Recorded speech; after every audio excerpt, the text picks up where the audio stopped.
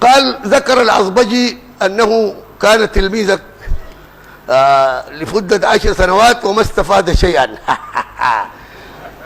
العصبجي ده والعصابة بتاعته أصله في نهاية المطاف لما جوني أنا ما كاشفه من بدري، هو العصابة بتاعته. لكن طبعا أنا بصبر عليك، ما أنت جيتني وجيت داير علم، أنا أصله جيت داير علم. أي زول جاني حتى لو أعدى الأعداء جاني داير ياخذ مني علم ما بصرده، أنا بخليك تجي حتى لو عارفك أنت بتختلف معي. ما بقول لك يا أخي أنت بتختلف معي بالله ما تجيني ولا دايرك. لا نحن بنعرف الله قال النبي صلى الله عليه وسلم قولوا يا أهل الكتاب تعالوا إلى كل سواء بيننا وبين دي. أنا والله من جاني العصبجي ده بدري يمكن قبل أكثر من 8 سنة وجيت لصت فوقي. أنا عرفته داير يشتهر ما داير علم ذاته، والله أنا شكيت في نيته، والذي دعاني أن أشك في نيته إنه ما جاني كغيره من طلبة العلم، بيجيني دائما يطلب مني الشيخ دارين نعمل محاضرة سوا. طبعا عشان داير يشتهر، وكم مرة طلب إنه يعمل معي محاضرة هنا. أدول لما داير يشتهر بالشبك في المشاهير، مش كده؟ أنت لو داير تبقى مشهور اهو تتزوج لك بتزول مشهور، تتزوج لك واحده مشهوره يقول لك ده مرت الفلانه دي مشهوره، او ده زوج فلان زوجة فلان ده مشهور، فهو داير يشتهر. انا عارفه زول خبيث ومجرم العصبجي، هو عارف نفسه منه، انا ما داير اسمي.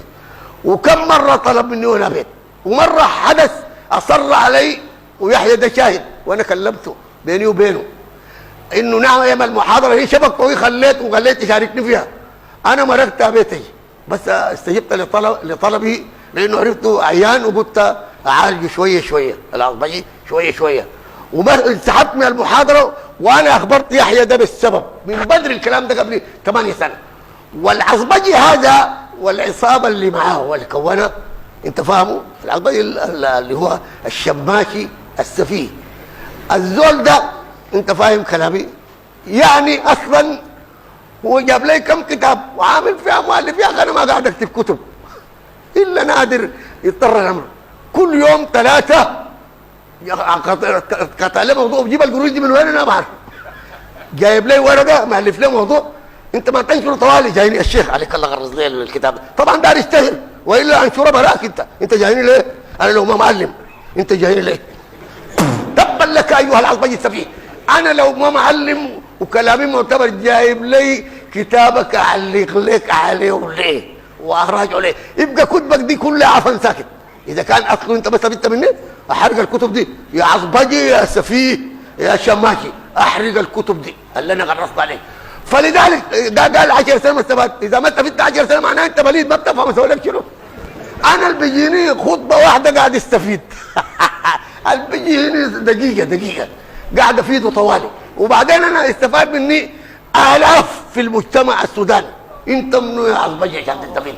ما انت بليد اسوي لك شنو؟ ما انت خبيث اطلق، ما جاي تتعلم ايها العصبجي الشماشي السفيه. انت ما تريد التعليم، انت داير تشتهر، وفي الحقيقه اترفع انا رفعتك، لكن بس عملت معك عمليه صعبه جدا. انا نزلتك ونزلتني قلت لك صعبه يا عصبجي يا سفيه، ما عندك حاجه.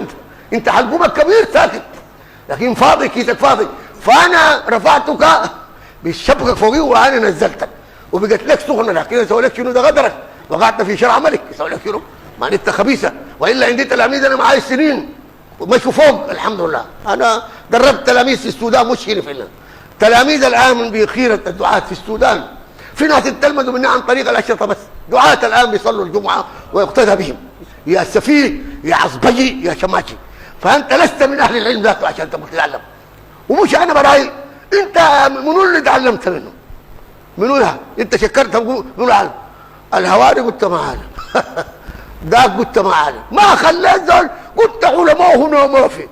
طيب انا علمك منو يا شماشي يا سفيه؟ اذا علمت من وين؟ يبقى انت ما دار علم، انت تريد شهره، وانت خبيث وانت مجرم، فهمت؟ وقد كشفك الله لي ومسحت بك الارض انت والعصابه بتاعتك. خلاص مجرم. بنلتقي في الدرس القادم اذا مد الله في الاجال. صلى الله عليه وسلم.